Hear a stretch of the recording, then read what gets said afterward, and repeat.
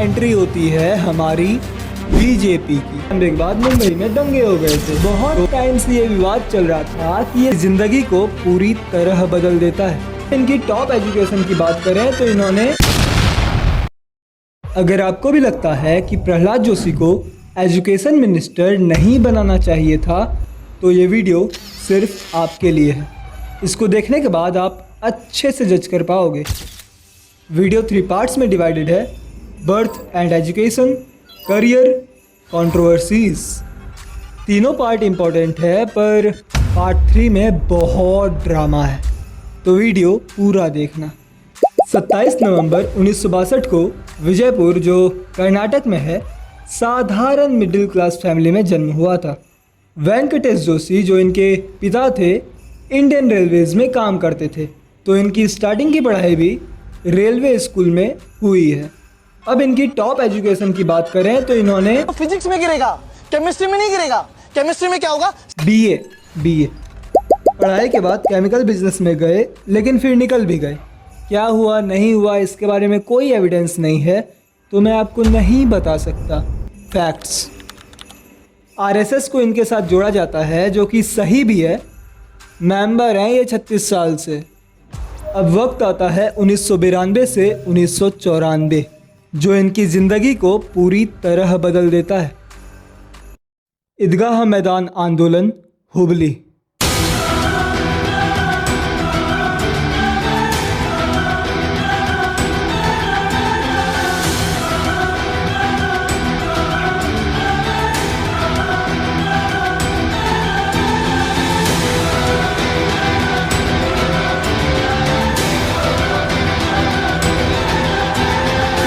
ये पार्ट बहुत इंपॉर्टेंट है, तो ध्यान से सुनना।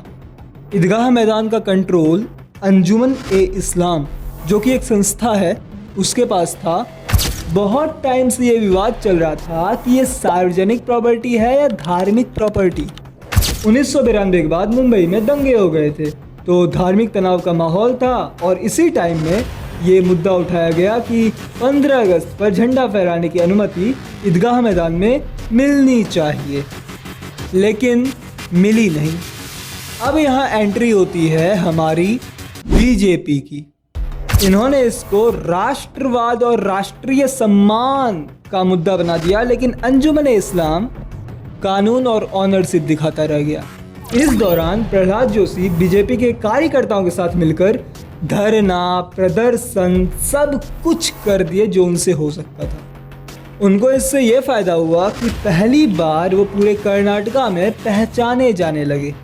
आगे चलकर 1998 में धारवाड़ बीजेपी प्रेसिडेंट, फिर 2004 में सांसद बन गए।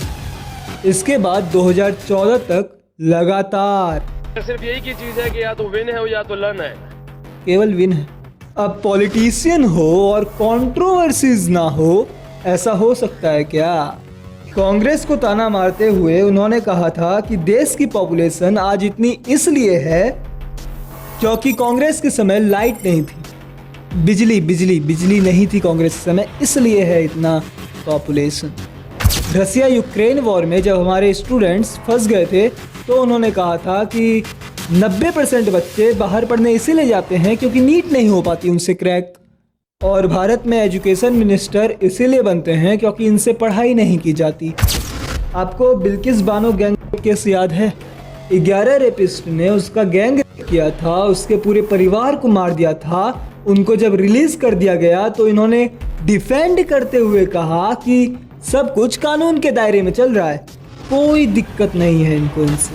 अब आप बताओ, इन्हें एजुकेशन मिनिस्टर बनाना सही था या नहीं? सब्सक्राइब करो और कमेंट में ये बात बता दो।